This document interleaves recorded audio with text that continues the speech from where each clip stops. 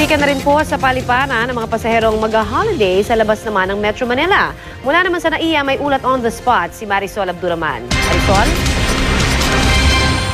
Connie, gaya nga ng inaasahan, napakaraming pasahero na naman ang nagsisiksikan ngayon sa mga paliparan.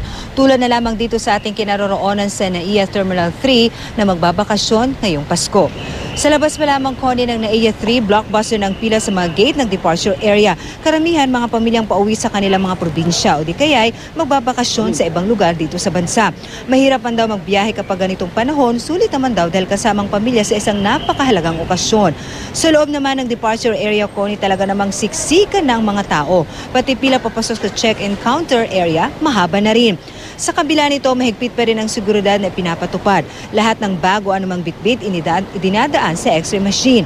Kinakapkapan din ang lahat ng pumapasok sa paliparan na bantay sarado ng mga pulis mula sa Aviation Security Group, mapalabas man o loob ng airport.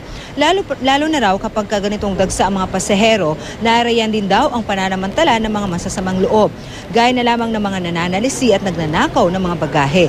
Kaya naman, Connie, bukod sa mga naka-uniformeng pulis, may mga umiikot din sa loob mismo ng mga nakasibilyan. Maya't maya rin daw ang kanilang pag-check ng kanilang mga CCTV camera na naka-install sa airport. Isang biyahe, hindi ba mahirap na ganitong peak season? Oo, hindi naman. Maaga talaga kayo nagpabook? Yes, June pa nagpabook na kami.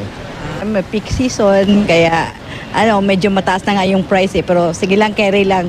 Minsan lang umuwi Focus sila sa mga bagahe nila na wag yung pa-relax-relax kasi kalimitan yung mga nasisingitan, yung mga masyadong kampante.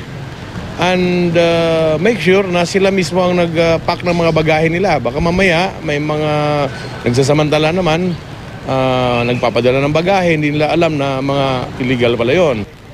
Connie, alam mo, simulang dumating tayo dito kaninang umaga, talaga namang literal na walang patid ang pagdating ng ating mga kababayan dito sa airport. Wala pang naibibigay sa atin na exact number or rough estimate kung ilan na yung kanilang mga arrivals at departure today dito lamang sa NAIA 3 alone. Pero nag-a-average na raw sila ngayon ng 50,000 arrivals at departure, both domestic at saka international. So you can just imagine kung gaano kadami talaga, Connie. Dahil maliban doon mismo sa mga pasahero, napapansin din natin yung mga tinatawagan ng mga well-wishers o yung mga kamag-anak na maghahatid sa kanila. So nakakadagdag yan sa mga tao talaga namang nagsisiksikan sa loob. At dahil ngayon na-anticipate na yung talagang traffic sa mga kalsada o daanan papunta dito, ilan sa mga kababayang nakausap natin na kahit yung kanilang biyahe ay mamayang hapon pa, minabuti na rin nila na magpunta na dito kagabi pa lamang or kaninang umaga.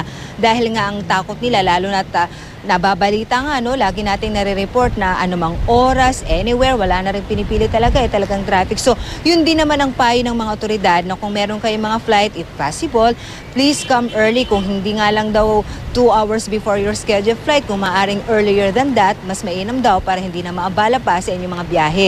Dahil kahit gaano man kahaba ang pila, Connie, kahit gaano karaming pasahero, talagang napapansin natin na talagang mahigpit pa rin ang kanilang pag-check sa mga bagahe at isa-isa pa rin kinakapkapan ang mga pasahero. Connie? Maraming salamat, Marisol Abduraman.